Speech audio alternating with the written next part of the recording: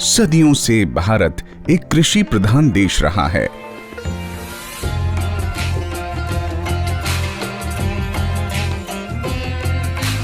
खेती की समझ और किसानों की कड़ी मेहनत से आज भारत खाद्यान्न के मामले में आत्मनिर्भर है। गंगा के मैदानी क्षेत्र, जहां साधारणतः धान और गेहूं की खेती की जाती, और ये क्षेत्र देश की खाद्यान्न सुरक्षा में महत्वपूर्ण स्थान रखता है। परंतु यहाँ किसानों द्वारा समय के अभाव में धान के बाद गेहूं की बुआई हेतु खेत तैयार करने के लिए धान की पराली जलाई जाती है, जो पर्यावरण प्रदूषण को बढ़ाने में भागीदार साबित हो रही है। पराली जी आगे खेत खाली करने के लिए जलाते थे, हमें समस्या थी खेत खाली कैसे करें। किसानों को ये बात समझनी होगी कि 1 टन पराली के खेत में जलने से 5 kilo 500 gram nitrogen, 1.2 kilo sulphur, 2.3 kilo phosphorus और 25 किलो पोटाश जैसे मिट्टी के पोषक तत्वों का नुकसान होता है, जिससे जमीन की उपजाऊ शक्ति कम हो जाती है। फिर अगली फसल के लिए चाहिए ज्यादा खाद, ज्यादा पानी।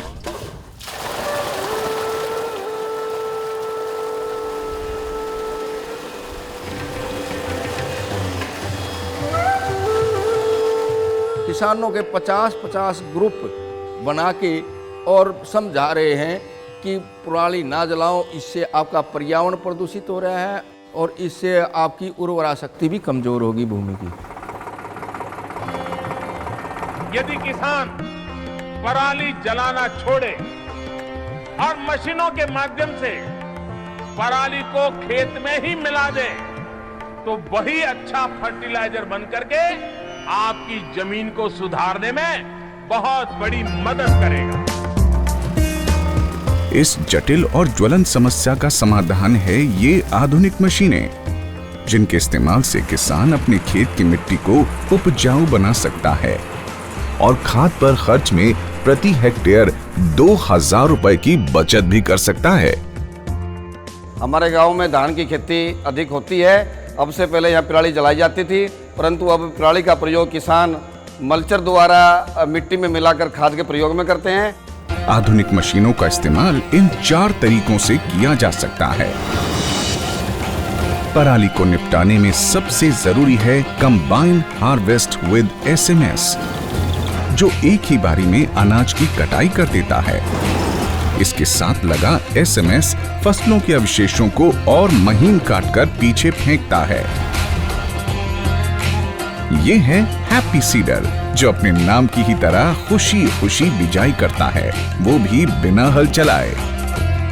फसल अवशेषों के निपटान के लिए मशीनों के जोड़े में हार्वेस्टर विद SMS के बाद मल्चर की मदद ले सकते हैं।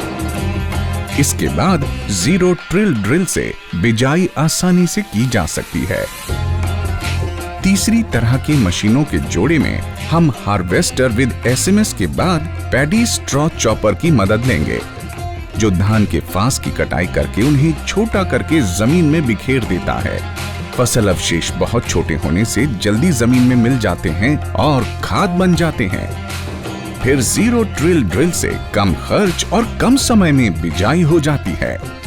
चौथे तरह के मशीन कॉम्बिनेशन में हार्वेस्टर विद SMS के बाद रिवर्सिबल मोल्ड बोर्ड प्लॉ गहरी जुताई करके नीचे की मिट्टी को ऊपर और ऊपर की मिट्टी को नीचे कर देता है, और इसके बाद रोटावेटर की मदद से एक ही जुताई में जमीन बिजाई के लिए तैयार हो जाती है, जो आलू जैसी सब्जियों की खेती के लिए आदर्श माना जाता है। किसान पराली के प्रबंधन के लिए किसी भी मशीन की खरीदी करते हैं तो अनुदान मिलेगा 50%, और अगर कस्टम हायरिंग केंद्र लगाते हैं तो अनुदान मिलेगा 80%। केंद्र सरकार की तैयारी है कि पराली का प्रबंधन यहीं तक सीमित न रहे।